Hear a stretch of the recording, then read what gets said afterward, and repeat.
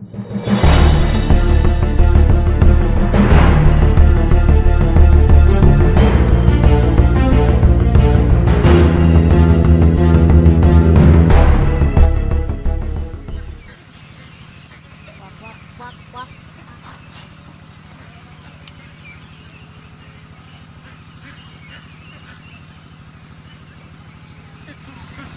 bebek hibrida, bebek pedaging, ada ribuan ini, sekitar 2000 lebih.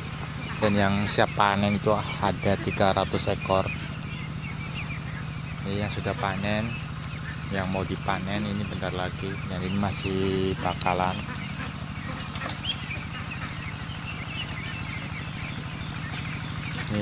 Ini untuk bebek sendiri usahanya, peluangnya masih banyak sekali karena sedikitnya pesaing. Di lama masa panen sekitar 35 hari sama dengan ayam broiler. Nah, untuk untuk bebek sendiri persaingan sangat sedikit ya dibandingkan dengan ayam broiler. Ini sangat ini terbuka sekali peluang bagi teman-teman yang mau membuka usaha bebek pedaging.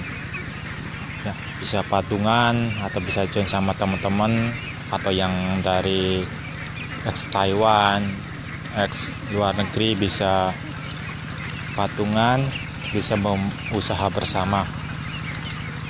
Tuh, lihat. Ini rata-rata setiap panen per ekor beratnya 1 kilo 50 atau 1 kilo, 1,5 kilo. Nah, ini pemasarannya langsung ke rumah pemotong. Untuk kalau punya modal banyak atau punya ibarat investasi yang banyak, bisa memperluas usaha, bisa membuka restoran bebek sendiri, bisa ayam bebek panggang atau bebek membakar ataupun bebek yang mungkin sejenis untuk kalangan-kalangan yang semi pasar yang sangat terbuka sekali.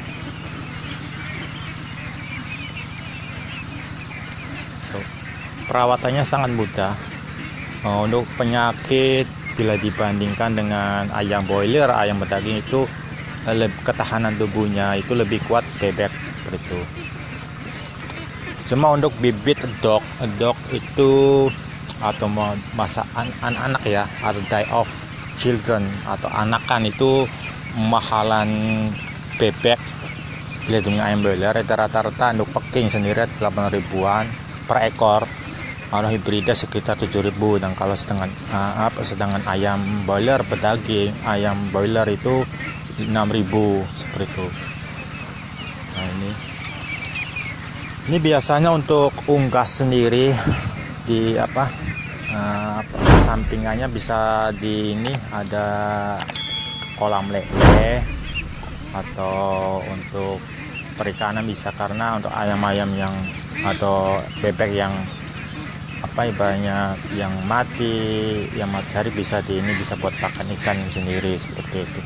Jadi ada simbiosis mutualisme. Itu sangat sekali teman-teman ini, yang teman dari ex Taiwan yang patungan usahanya, dan ini cukup berkembang, cukup bertahan.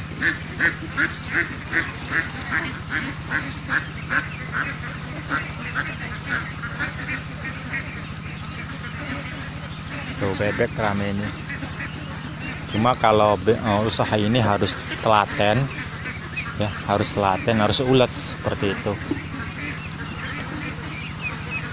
Karena berhadapan dengan makhluk hidup, setidaknya kita harus bekerja dengan hati, bekerja dengan ibaratnya perasaan juga, menyayangi binatang itu sendiri, sehingga pada akhirnya akan menghasilkan suatu keuntungan yang kita dambakan atau kita inginkan, seperti ketika panen.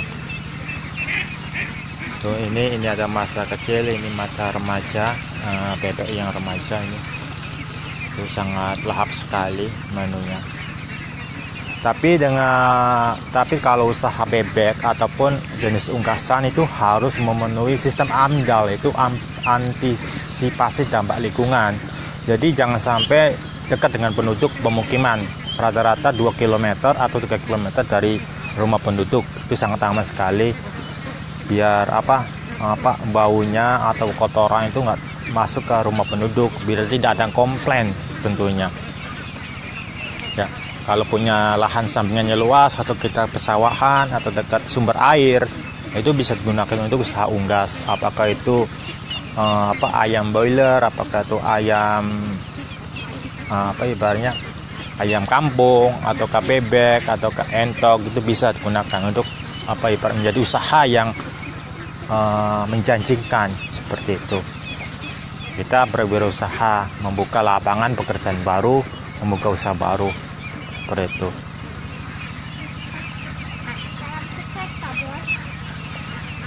Nah, ini sangat bebek sekali, bebeknya sangat sehat-sehat sekali, itu lahap sekali seperti itu.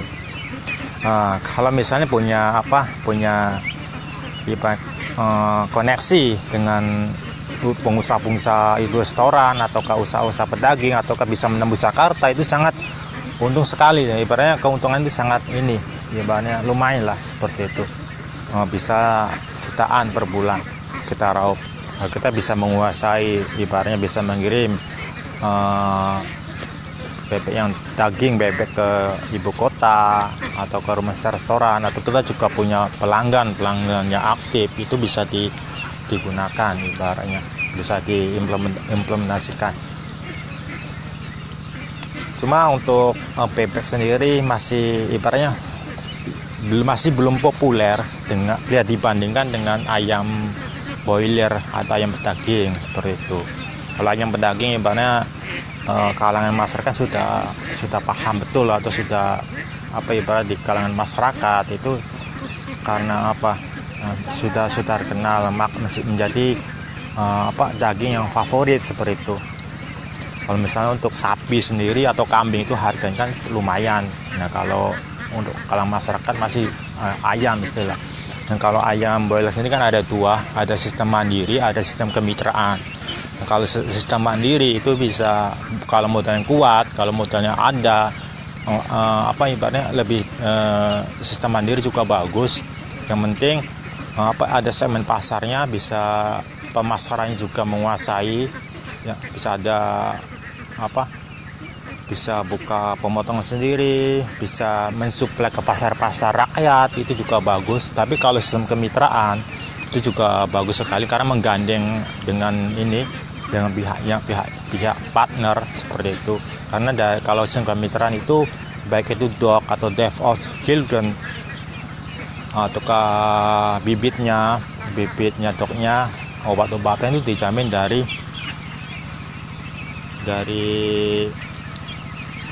PT atau pabrik seperti itu, pakannya juga itu. Tapi rata-rata untuk sistem kemitraan itu kapasitas kandangnya harus 10.000 ekor baru kita bisa bergabung. Kita bisa menyediakan tempat kandang sendiri, bikin sendiri, terus kita mengajukan ke pihak PT tersebut untuk mengajukan kerjasama.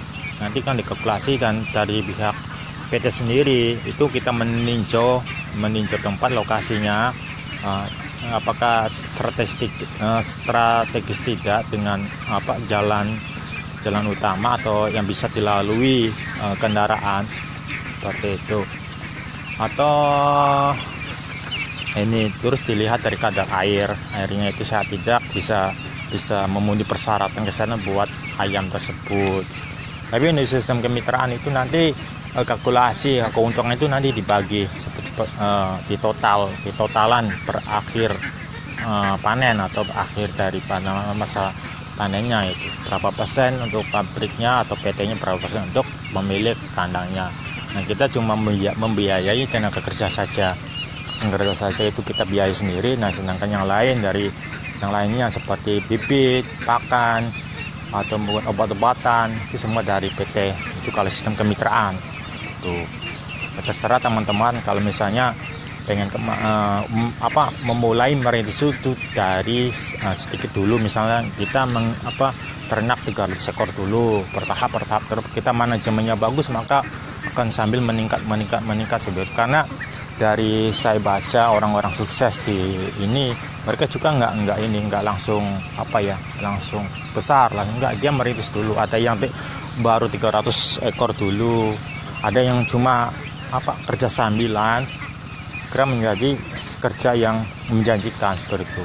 Saya baca ada seorang seorang guru, dia ibaratnya ternak ayam broiler itu cuma sampingan, cuma awal mulanya itu 300 ekor, itu cuma sampingan saja, tapi tidak ibaratnya roda itu berputar, karena rezekinya tuh berpihak, atau Dewi Fortuna itu berpihak sama dia. Itu akhirnya dari 300 itu bertambah 500, bahkan sekarang ini sudah sudah memiliki 8.000 ekor siap dipasarkan atau siap menyediakan. Nah, pendapatan berapa? Hampir 1 miliar lebih seperti itu. Itu awal mulanya 300 ekor.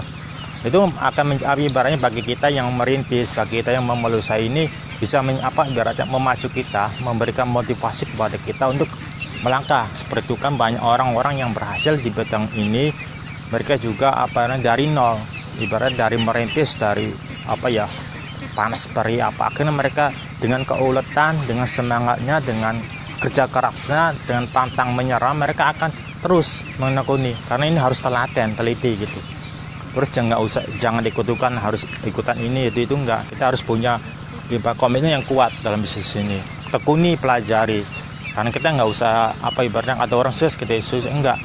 Berarti kita pelajari misalnya tentang ilmu perbebekan atau perayam, kita pelajari dulu ilmu apa sih bebek itu, apa sih jenis penyakitnya, kenapa, apa sih, bagaimana sih karakternya, seperti itu dicermati. Kita baru melangkah ke prakteknya. Kalau kita cuma punya modal, terus kita tidak punya pengetahuan tentang dana usaha itu, maka kita ibaratnya akan menemui hambatan, menemui kesulitan ke depannya seperti itu. Kenapa kita tidak memahami, misalnya kita bisnis di ayam broiler, apa sih ayam broiler itu, bagaimana sih pangsa pasarnya, bagaimana sih ibaratnya penyakitnya, jenis penyakitnya, karena sangat rentan sekali kalau untuk ayam broiler itu cuaca, suara, terus sama ibaratnya makanan, minuman seperti itu. Karena menurut saya baca di di buku-buku tentang ayam broiler, ayam daging itu belum ada penyakit yang bisa belum ada obat yang bisa menyembuhkan penyakit dari ayam broiler, baik itu ngantuk, orok dan lain sebagainya. Yang ada itu imunisasi atau pencegahan adanya seperti itu. Kalau yang mati harus dipisahkan dengan yang lain, karena takut menular dengan yang lain, harus dipisahkan. Kalau menular kan nanti kan ibaratnya kayak penyakit flu, semuanya kan ngantuk semua seperti itu. Ya sebagai ibaratnya presentasi saja buat teman-teman yang mau usaha atau pulang dari luar negeri atau pulang dari Taiwan, itu kita harus mempersiapkan usaha apa gitu loh. Kita nggak selamanya di luar negeri, kita nggak selamanya hidup di luar negeri gitu loh. Kita kebiasakan kembali ke habitat kita, kembali ke ibaratnya kembali ke usaha kita seperti itu, buat masa depan. Kita nggak selamanya hidup di luar negeri gitu. Cuma yang saya pengamati dari pengalaman teman-teman yang luar itu kebebasan hidup. Karena kita di luar negeri sudah biasa dengan gaji yang besar gitu loh. Kita sudah ada jatah gaji tiap bulannya. Tapi kalau kita memulai usaha, merintis usaha, itu sangat beda sekali, jauh sekali. Karena itu akan jadi sebuah tantangan buat teman-teman sendiri untuk memulai usaha. Itu hambatannya antara 3 bulan atau 4 bulan memulai usaha itu. Biasa itu ada risikonya, ada menuai kendala, dan di situ akan diuji kesiapan mental, kesiapan dananya, maksudnya bukan ibaratnya terhadap risiko tersebut itu loh. Tapi kalau kita istiqomah ya dari kecil dulu terus bertahap seperti itu kita baru berjalan dengan partner dengan teman-teman yang lain, dan terus belajar dengan mereka yang sudah lebih maju atau mereka yang sudah berpengalaman atau mereka yang sudah sukses lebih dulu dari kita. Seperti itu kita nggak apa-apa, kita jangan malu mencari ilmu, kita tetap sharing tentang ibaratnya sesuai yang kita lakukan seperti itu. Jadi teman-teman yang mumpung masih di Taiwan, masih yang di Korea atau yang lain negara lain, mumpung masih di negara masih negara orang, ya cari modal sebanyak-banyaknya, nanti diinvestasikan buat usaha ke depan seperti itu ya. Kalau misalnya bikin rumah-rumah ya yang penting silakan, tidak ibaratnya malah, tapi biasanya itu kalau rumah itu tidak akan habisnya seperti itu, berapa ratus juta, 200 juta. Tapi kalau untuk memikirkan usaha ke depannya itu yang usaha tetap, pendapatan yang tetap, itu kita harus pikirkan juga seperti itu. Kita kalau untuk beli rumah, macam-macam bikin rumah itu kan berapa juta, satu hemat juga bisa bikin rumah, tapi kita nggak ada pemasukan, ya sama saja kan seperti itu. Jadi teman-teman pikirkan, kalau misalnya di Indonesia atau di kampung halaman sudah punya rumah yang layak, kita tinggal memikirkan usaha ke depan itu apa gitu loh, pendapatannya kita apa. Dan biasanya teman-teman itu yang perlu dicermati adalah usaha yang paling bagus adalah usaha dari bakat atau dari skill yang dimiliki, bukan polesan dari orang lain atau polesan dari orang lain. Misalnya teman-teman suka dunia perikanan, ya maka tekuni saja perikanan itu. Karena apa? Karena biasanya lebih telaten, karena dari hobi itu tersebut. Misalnya senang dunia perayaman, ya maka dipelajari ayam itu. Atau misalnya pembesaran atau penggemukan kambing, penguan sapi, bisa ditelateni seperti itu. Itu biasanya lebih langgeng daripada yang ikut-ikutan. Ada orang sukses kita ikut ke sana, ada orang sesana sukses ikut sana, kita tanpa mengambil risikonya, itu membahayakan sekali. Jangan sampai teman-teman tertipu seperti itu. Ya, nanti habis modal kan bisa nanti melongo atau melamun sebetulnya. Nah, sementing harus banting tulang, harus semangat dan harus ulet, biar ibaratnya usaha itu bisa berjalan. Nah, salah satu teman kita ini yang membuka usaha pedaging ini, mereka juga meres dari nol. Mereka buka lahan, ya, ada yang sistem nyewa, ada yang kalau punya lahan sendiri ya lebih bagus lagi, karena dari ibaratnya risikonya ya sedikit seperti itu.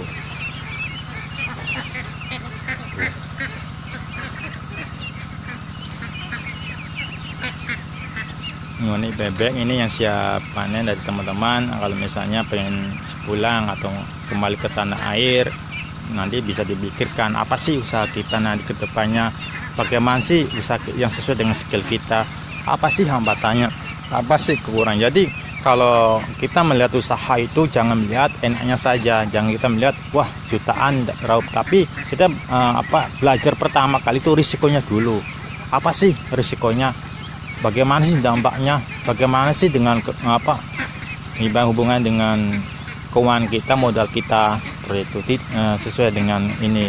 Dan nanti kalau misalnya mau usaha baru jangan dipaksakan. Misalnya kita punya uang segini, kita punya modal segini, tapi kita mau bikin yang wah, tapi tidak sesuai dengan keadaan dompet kita, ya kita jangan paksakan, itu akan membahayakan seperti itu. Jadi kalau misalnya usaha punya sekian modal, digunakan secukupnya, tapi kita juga harus punya cadangan modal yang lain. Jadi biar barangkali kita usaha itu kolap, usaha kita itu bangkrut, atau usaha itu kita masalah, kita juga punya cadangan uang atau punya cadangan modal gitu. Jadi kita nggak semuanya terpakai dalam usaha tersebut. Jadi bisa mengantisipasi, dari bisa mengurangi ibaratnya biar kita itu nggak terlalu stres. Kalau kita usaha kita bangkrut, kita harus bangkit barangkali. Saya baca Thomas Alva Edison itu yang penemu bola lampu itu hampir ribuan gagal, tapi ketika itu karena dia usahanya, karena dia semangatnya, akhirnya bisa berhasil. Nah seperti itu ya, pasti usaha pasti menemu halangan, pasti menemu hambatan, tapi jangan menyerah, jangan putus asa, belajar dan terus belajar. Mereka yang sudah sukses, relasi Terus jangan lupa yang paling utama juga sodako infak syariah, seperti itu untuk mensucikan harta kita. Itu saja teman-teman. Jadi sebagai intervensi ya. Ini pagi-pagi sudah ngoceh tapi nggak apa-apa, ini biar sehat karena fresh juga.